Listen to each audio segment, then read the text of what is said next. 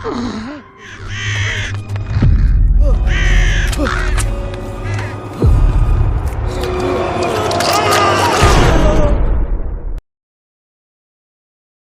कहानी एक ऐसी महिला लेखक की है जिसकी जिंदगी अचानक खतरनाक मोड़ ले लेती है। उसे अकेला पाकर कुछ बदमाश उसे कैद कर लेते हैं और उसके साथ बेहद घिनौना काम करते हैं। इसके बाद उसकी हिम्मत, डर और बदला सब कुछ हम इस पूरी कहानी में देखेंगे।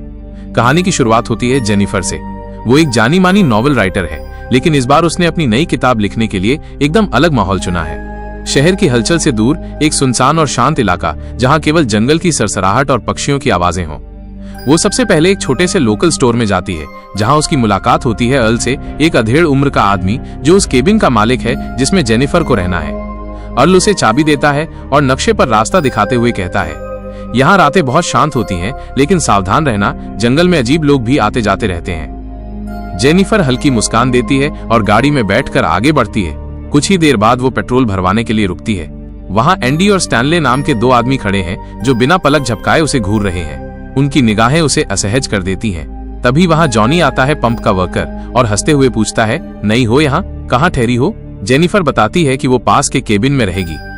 जब वो जॉनी को पैसे देती है तो उसका पैर गलती से एक पानी भरी बाल्टी से टकराता है और पानी सीधा जॉनी की पैंट पर जा गिरता है। उसके दोस्त ठहाके लगाने लगते हैं। जेनिफर शर्मिंदा होकर माफी मांगती है और वहां से निकल जाती है। केबिन पहुंचते ही उसे लगता है कि जगह सच में बेहद शांत है, शायद जरूरत से ज्यादा।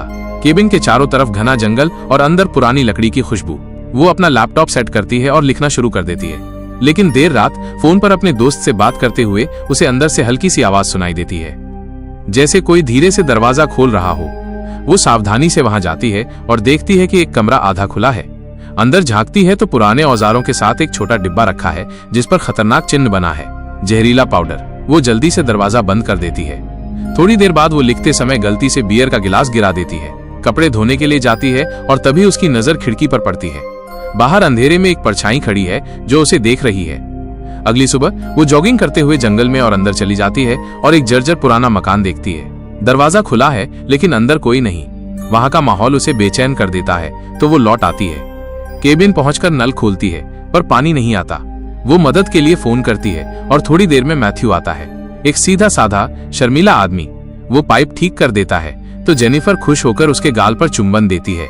मैथ्यू का चेहरा लाल हो जाता है और वो जल्दी से वहां से चला जाता है। शाम को मैथ्यू, स्टैनले, एंडी और जॉनी के साथ मछली पकड़ने जाता है। वहां वो मजाक में कह देता है कि शहर की लड़की ने मुझे गाल पर किस किया।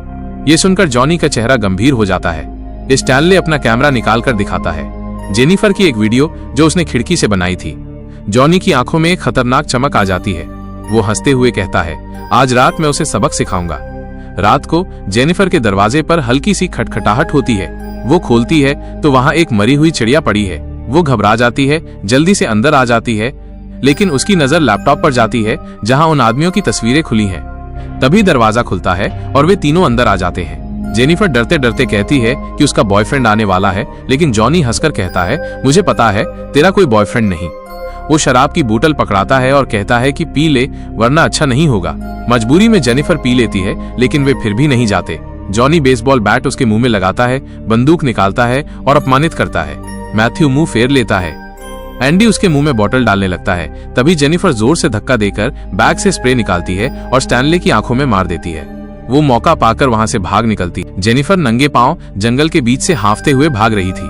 उसके कपड़े फटे हुए थे, बाल बिखरे हुए और चेहरे पर पसीने व मिट्टी का मिश्रण था। ठंडी सुबह की हवा उसके जख्मों को चुभ रही थी, लेकिन वो रुकने का नाम नहीं ले रही थी। उसकी सांसें इतनी तेज चल रही थी कि हर कदम पर उसे लग रहा था कि वो गिर जाएगी। कुछ देर बाद पेड़ों के बीच से उसे दो आदमी नजर आए। एक था अर्ल, जिसने उसे पहले दिन केबिन की चाबी दी थी, और दूसरा एक उम्रदराज भारी भरकम आदमी जिसकी कमर पर रिवॉल्वर की होल्स्टर बंधी थी। जेनिफर घबराई आवाज में लगभग गिरते गिरते उनके पास पहुंची और हांफते हुए बोली, प्लीज प्लीज मेरी मदद करो। वो लोग, उन्होंने, उसकी आवाज कांप रही थी, शब्द टूट टूट कर निकल रहे थे, उसकी आंखों से आंसू बह रहे थे। दूसरे आदमी ने, जो खुद को शेरिफ बता रहा था, एक भारी आवाज में कहा, शांत हो जाओ मिस, मैं यहाँ का शेरिफ हूँ। जब तक मैं हूँ तुम्हें कोई छू भी नहीं सकता। अर्ल ने सहमति में सिर हिलाया और कहा, तुम घबराओ मत, हम तुम्हें सुरक्षित जगह ले जाएंगे। शेरिफ ने अर्ल को आदेश दिया, अर्ल तुम जंगल की दूसरी तरफ जाओ और आसपास देखो, मैं इसे लेकर इसके केबिन में चलता हूँ, शायद वहीं से कुछ पता चले। केबिन के पास पहुंचकर शेरिफ ने दरवाजा खोला और अंदर जाते ही इधर उधर नजर दौड़ाने लगा। जेनिफर कांपते हुए एक कोने में खड़ी थी, अब भी उस डरावनी रात की याद से सहमी हुई। शेरिफ ने कमरे में पड़े बिखरे कागज, गिरे हुए गिलास और उल्टे पड़े कुर्सियों को देखा, लेकिन वहां कोई मौजूद नहीं था। तभी उसकी नजर टेबल पर रखी एक शराब की बोतल पर पड़ी। वो बोतल उठाकर मुस्कुराया और बोला, लगता है तुमने काफी पी रखी थी मिस, शायद शराब की वजह से तुम्हें भ्रम हो गया होगा। जेनिफर ने गुस्से और अपमान से भरी आवाज में कहा, नहीं, मैं झूठ नहीं बोल रही। उन लोगों ने मेरे साथ जबरदस्ती करने की कोशिश की थी, मैं बस किसी तरह बचकर निकली हूँ। शेरिफ की आंखों में एक अजीब चमक आ गई। उसने धीमे कदमों से जेनिफर के करीब आना शुरू किया। तलाशी लेनी पड़ेगी, हो सकता है तुम्हारे पास कोई हथियार हो, कहकर उसने उसकी बाहें पकड़ ली। तलाशी के बहाने उसके हाथ जेनिफर के शरीर पर ऐसे घूमने लगे जिससे साफ पता चलता था कि उसकी मंशा मदद करने की नहीं है। जेनिफर ने खुद को छुड़ाने की कोशिश की, लेकिन तभी दरवाजा खुला और जॉनी, स्टैनले, एंडी और मैथ्यू अंदर आ गए। वे सब जेनिफर को देखकर एक दूसरे की तरफ मुस्कुराए, मानो कोई शिकार फिर से हाथ लग गया हो। जेनिफर ने समझ लिया, शेरिफ भी इन्हीं दरिंदों में शामिल है। शेरिफ ने जेनिफर को धक्का देकर जमीन पर गिरा दिया और ठंडी आवाज में कहा, अब तो बचने का कोई रास्ता नहीं है डार्लिंग, आज तुम्हारे साथ बहुत बुरा होने वाला है। जॉनी ने मैथ्यू की तरफ देखा और ताना मारते हुए कहा, चलो आज तुझे मर्द बना देते हैं, कपड़े उतारो। मैथ्यू हिचकिचा रहा था, उसका चेहरा शर्म और डर से लाल हो गया था, लेकिन बाकी सबके दबाव में वो धीरे धीरे अपने कपड़े उतारने लगा।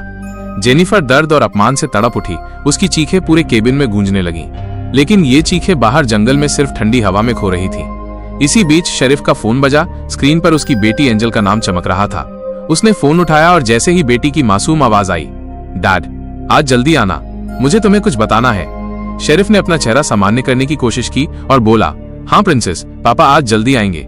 फोन रखते ही वो एक पल के लिए चुप हो गया, फिर बाकी लोगों से बोला, चलो अब काफी हो गया, निकलो यहाँ से। उनके जाने के बाद जेनिफर किसी तरह खुद को उठाती है। उसके शरीर पर जगह जगह चोट के निशान थे और वो पूरी तरह टूटी हुई लग रही थी। वो केबिन से बाहर निकली, ठंडी हवा में कांपते हुए बिना कपड़ों के ही चल पड़ी। कुछ दूर जाने के बाद जैसे ही उसने सोचा कि अब वो बच गई है, सामने से वही पांचों फिर से आ गए। हमारी प्यारी मेहमान भाग कहाँ रही है? एंडी ने व्यंग्य से कहा। इस बार उन्होंने उसे जमीन पर गिरा दिया। एंडी ने उसका सिर पकड़कर पास के छोटे गड्ढे में पानी के अंदर डुबोना शुरू किया। जेनिफर हाफने लगी, उसके हाथ पांव फड़फड़ाने लगे, लेकिन वे दरिंदे हंसते रहे। शेरिफ ने भी अपने कपड़े उतारे और बारी बारी से सबने उसके साथ जुल्म ढाया। जेनिफर दर्द से चीख रही थी, लेकिन अब उसकी आवाज में डर से ज्यादा गुस्सा था। जब उनका मन भर गया तो उन्होंने उसे छोड़ दिया। वो रेंगते हुए आगे बढ़ी और एक पुराने लकड़ी के पुल तक पहुंची, लेकिन पीछे से आती उनकी आवाज ने उसके कदम रोक दिए। आज तो इसका काम तमाम कर देते हैं, जॉनी बोला। जेनिफर ने एक पल के लिए उनकी आंखों में देखा, फिर बिना सोचे पानी में कूद गई। ठंडा पानी उसके शरीर में चाकुओं की तरह चुभा, लेकिन वो नीचे की तरफ तैरती रही। वे पांचों ऊपर से झांकते रहे, लेकिन पानी की सतह पर उसका कोई निशान नहीं था। शायद बह गई, एंडी ने कहा, लेकिन शेरिफ ने सख्त आवाज में कहा, नजर रखना, अगर ये बच गई तो हम सब जेल में होंगे। उन्होंने जेनिफर की सारी चीजें, कपड़े, बैग, नोट्स और लैपटॉप वहीं पास में जलाकर राख कर दी। धुआं ऊपर उठता रहा और उनके चेहरे पर संतोष की मुस्कान थी। उस रात शेरिफ अपने घर लौटा। उसकी बेटी एंजल ने खुशी खुशी दरवाजा खोला और कहा, डैड गेस व्हाट, मुझे ऑनर्स प्रोग्राम में चुन लिया गया है।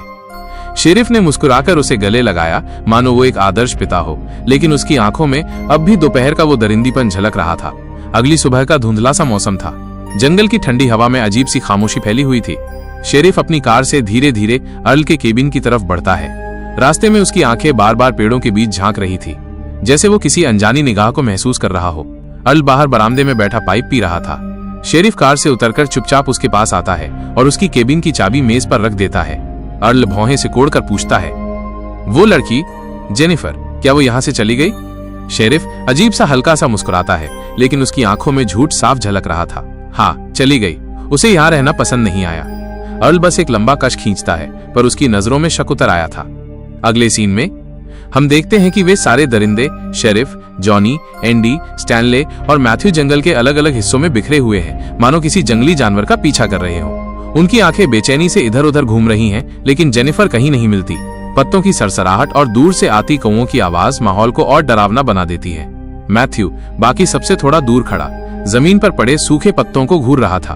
उसके दिमाग में बार बार वही पल घूम रहा था। जेनिफर की चीखें, उसकी आंखों में डर और उसका अपना किया हुआ गुनाह। उसकी उंगलियां कांप रही थीं। उसने होंठ भींच लिए और निगाहें झुका लीं। ग्लानि उसके चेहरे पर साफ थी। कुछ दिनों बाद अर्ल शेरिफ को फोन करता है। उसकी आवाज में चिंता साफ थी। मुझे जेनिफर की बहन का कॉल आया था। वो पूछ रही थी कि जेनिफर अभी तक घर क्यों नहीं आई। शेरिफ, सच सच बताओ, तुमने उसके साथ कुछ किया तो नहीं? शेरिफ की आवाज ठंडी और सपाट थी। नहीं अर्ल, ऐसा कुछ नहीं हुआ, वो बस चली गई। फोन कटते ही शेरिफ के माथे पर पसीना आ गया, लेकिन उसने गहरी सांस ली और खुद को शांत करने की कोशिश की। अगली सुबह स्टैनले हांफता हुआ जंगल के रास्ते से भागता भागता एंडी और जॉनी के पास पहुंचता है। मेरा कैमरा चोरी हो गया और उसमें जेनिफर के साथ वाला सब रिकॉर्ड था। जॉनी का चेहरा गुस्से से लाल हो गया। उसने स्टैनले का कॉलर पकड़कर जोर से धक्का दिया। तुझे किसने कहा था ये सब रिकॉर्ड करने को? अगर ये फुटेज किसी को मिल गया तो हम सब खत्म हो जाएंगे। उस रात जॉनी अपने घर में बैठा बियर पी रहा था। बाहर से ठंडी हवा खिड़की से अंदर आ रही थी। तभी दरवाजे पर हल्की सी ठक ठक हुई। वो उठकर दरवाजा खोलता है। बाहर बरामदे पर एक मरी हुई चिड़िया पड़ी थी। उसने माथा सिकोड़ लिया, सोचा कि शायद एंडी या स्टैनले का मजाक है, लेकिन फिर खड़खड़ाहट, झाड़ियों में हल्की हलचल। जॉनी टॉर्च लेकर बाहर आता है। जैसे ही रोशनी जमीन पर पड़ती है, उसे एक चप्पल दिखती है। वही चप्पल जो जेनिफर ने उस रात पहनी थी। उसकी सांसें तेज हो गईं। वो चारों ओर नजर दौड़ाता है। तभी उसकी नजर जमीन पर पड़े मैथ्यू के हाथ के रबर बैंड्स पर जाती है। मैथ्यू, वो बड़बड़ाता है, ये सब उसी का काम है। अगले दिन शेरिफ घर पहुंचता है। उसकी पत्नी रसोई से निकलकर उसके हाथ में एक छोटा पैकेट देती है। किसी ने तुम्हारे लिए भेजा है। शेरिफ पैकेट खोलता है। अंदर एक पुराना VHS कैसेट। उसे छूते ही उसके चेहरे का रंग उड़ जाता है। बिना एक शब्द कहे वो गाड़ी में बैठता है और सीधा उन लड़कों के पास पहुंचता है। वो आते ही स्टैनले को घूंसा मारता है। तुझे रिकॉर्ड करने की क्या जरूरत थी? जॉनी बीच में कूद कर कहता है, कल रात मुझे भी कोई परेशान कर रहा था और ये सब मैथ्यू का काम है। उसे जेनिफर की मौत की ग्लानि है, इसलिए वो हमें डराने की कोशिश कर रहा है। शेरिफ गुस्से में दांत भींचते हुए कहता है, मैथ्यू को ढूंढो अभी। उधर शेरिफ अकेले अर्ल के पास पहुंचता है। उसके चेहरे पे सवाल थे, शक था। शेरिफ उसके करीब आता है। हल्की बातचीत के बहाने धीरे धीरे पिस्तौल निकालता है और घायल अर्ल जमीन पर गिर पड़ता है। दूसरी तरफ मैथ्यू जेनिफर के घर के बाहर बरामदे की सीढ़ियों पर बैठा था। उसकी आंखों में बेचैनी और अपराध बोध साफ झलक रहा था। तभी उसे एक धीमी ठंडी आवाज सुनाई देती है, मैथ्यू। वो चौंक कर ऊपर देखता है। जेनिफर जिंदा ड्राइंग रूम के सोफे पर बैठी थी, जैसे उसकी प्रतीक्षा कर रही हो। मैथ्यू कांपते हुए उसके पास जाता है। मैं माफी चाहता हूं जेनिफर, मैंने जानबूझकर नहीं किया। जेनिफर उसे पास आने का इशारा करती है। उसकी आंखों में अजीब सी शांति थी, लेकिन भीतर एक तूफान छुपा था। अचानक वो उसकी गर्दन में रस्सी डाल देती है और पूरी ताकत से कस देती है। मैथ्यू हांफने लगता है और धीरे धीरे बेहोश होकर गिर जाता है। उधर एंडी और स्टैनले मैथ्यू को ढूंढते ढूंढते एक पुराने टूटे फूटे घर तक पहुंचते हैं। अंदर घुसते ही एंडी को एक कोने में फटा पुराना गद्दा दिखता है, जिस पर अजीब से दाग थे। माहौल में सीलन और डर घुला हुआ था। उसी समय बाहर स्टैनले के सामने अचानक जेनिफर आ खड़ी होती है। उसके कपड़े फटे हुए थे, चेहरे पर ठंडी मुस्कान। स्टैनले झपटकर उसे पकड़ने की कोशिश करता है, लेकिन उसका पैर एक छुपे हुए फंदे में फंस जाता है। वो चिल्लाने लगता है, एंडी मदद कर। एंडी दौड़कर बाहर आता है, लेकिन उसके पहुंचने से पहले ही जेनिफर पीछे से उसके सिर पर जोर से वार करती है। एंडी जमीन पर गिर जाता है। अगले ही पल वो स्टैनले के सिर पर भी लोहे की छड़ मारती है। दोनों वहीं बेहोश होकर गिर पड़ते हैं। फिर एंडी को एक टब से बांध देती हैं। जेनिफर धीरे धीरे एंडी के नीचे लगी लकड़ी को खींच लेती है, जिससे वो संतुलन खोकर गर्म उबलते पानी में जा गिरता है। तेज जलन से उसका चेहरा और मुंह बुरी तरह झुलस जाते हैं और उसकी दर्दनाक चीखें गूंज उठती हैं। और उधर स्टैनले को एक पेड़ से बांध देती है। फिर उसके आंखों में मछली पकड़ने वाला कांटा लगा देती है। इसके बाद उसके आंखों में मछली को काटकर उसका मांस उसके आंख में घुसा देती है और फिर वहां से चली जाती है। थोड़ी देर बाद स्टैनले के ऊपर आसमान से कुछ भूखे पक्षी उतरते हैं। वे उसकी आंखों के आसपास का मांस नोचने लगते हैं और कुछ ही पलों में उसकी आंखें भी निकाल लेते हैं। तड़पते हुए वो दम तोड़ देता है। इस तरह जेनिफर एक और खतरनाक कदम उठाकर अपने दुश्मनों की सूची से 2 नाम मिटा देती है। इसके बाद वो सीधा पेट्रोल पंप पहुंचती है, जहां मौका देखकर जॉनी पर हमला करती है और उसे बेहोश करके अपने साथ ले जाती है। होश आने पर जॉनी खुद को नंगा और मजबूती से बंधा हुआ पाता है। सामने खड़ी जेनिफर को देखकर उसके चेहरे पर डर और हैरानी दोनों आ जाते हैं। जेनिफर ठंडे लहजे में कहती है, जानते हो मैं तुम्हारे साथ क्या करने वाली हूँ। इतना कहकर वो निर्दयता से उसके दांत एक एक करके उखाड़ देती है। दर्द से कराहते हुए जॉनी उसे गालियां देने लगता है। जेनिफर उसकी आंखों में देखते हुए कहती है, तुम्हें अपनी मर्दानगी पर बहुत नाज है ना? अब देखना, आज के बाद तुम्हारे पास घमंड करने लायक कुछ नहीं बचेगा। इसके बाद वो कैंची उठाती है और बेरहमी से उसका वो हिस्सा काटकर उसी के मुंह में ठूस देती है। जॉनी की दर्द भरी चीखें धीरे धीरे खामोश हो जाती हैं और वहीं उसकी मौत हो जाती है। इसी दौरान शेरिफ अपनी ड्यूटी पर होता है कि उसकी पत्नी का फोन आता है। वो बताती है कि उनकी बेटी एंजल की टीचर मिलने आई है। एंजल फोन पे कहती है, मेरी टीचर बहुत अच्छी है पापा, वो मुझे खेलने के मैदान ले जा रही हैं। शेरिफ तुरंत कहता है, अपनी टीचर से मेरी बात करवाओ। तभी फोन पर महिला की आवाज आती है। वो और कोई नहीं बल्कि जेनिफर होती है। अपना नाम सुनाकर वो शेरिफ को चुप कर देती है। शेरिफ घबराकर विनती करता है, मेरी बेटी को चोट मत पहुंचाना, लेकिन जेनिफर फोन काट देती है और एंजल को साथ ले जाती है। शेरिफ जल्दी से घर पहुंचता है और पत्नी से खेल के मैदान का पता पूछकर वहां दौड़ता है, मगर मैदान खाली मिलता है। वो कार में बैठने ही वाला होता है कि पीछे से जेनिफर उस पर हमला करती है और उसे बेहोश कर देती है। जब शेरिफ की आंखें खुलती हैं तो वो खुद को मजबूती से बंधा हुआ पाता है। उसके पीछे से जेनिफर ने शॉटगन घुसा रखी होती है। दर्द से तड़पते हुए वो कहता है, मुझे जाने दो, प्लीज मत मारो। जेनिफर ताने मारते हुए जवाब देती है, यही महसूस हुआ था मुझे जब तुम सब जानवरों की तरह मुझ पर टूट पड़े थे। शेरिफ घबराकर पूछता है, मेरी बेटी कहाँ है? जेनिफर मुस्कुराकर कहती है, तुम्हारी बेटी जवान और खूबसूरत है। अगर कोई उसके साथ वही करे जो तुमने किया था तो कैसा लगेगा? शेरिफ गुस्से में कहता है, मैं उसे मार डालूंगा। जेनिफर ठंडी आवाज में कहती है, ठीक वही सजा तुम्हें देने आई हूँ। वो रस्सी लेकर शॉटगन के ट्रिगर में फंसा देती है और उसका दूसरा सिरा मैथ्यू के हाथ में बांध देती है, जो सामने बेहोश पड़ा होता है। जब उसे होश आएगा तो तुम दोनों खत्म हो जाओगे। ये कहकर जेनिफर बाहर चली जाती है। मैथ्यू होश में आता है और शेरिफ को देखता है। शेरिफ घबराकर कहता है, मत हिलना, लेकिन मैथ्यू अनजाने में हाथ हिला देता है। ट्रिगर दबते ही गोली निकलकर शेरिफ के आर पार जाती है और सामने खड़े मैथ्यू को भी चीर देती है। दोनों वहीं ढेर हो जाते हैं। अंत में जेनिफर को दिखाया जाता है, जो अपने सभी गुनहगारों को मौत देकर संतोष से मुस्कुरा रही होती है। कैमरा धीरे धीरे दूर जाता है और कहानी यहीं समाप्त हो जाती है। ये थी I spit on your grave की पूरी कहानी, एक औरत का वो बदला जो किसी भी सीमा को नहीं जानता। अगर आपको हमारी ये डीप ब्रेकडाउन पसंद आई तो वीडियो को लाइक करें, शेयर करें और ऐसे ही माइंड शेकिंग स्टोरीज के लिए जुड़े प्लॉट डिसेक्टेड के साथ। अगली बार हम एक और कहानी डायसेक्ट करेंगे। तब तक याद रखिए, हर कहानी के पीछे एक और कहानी छुपी होती है।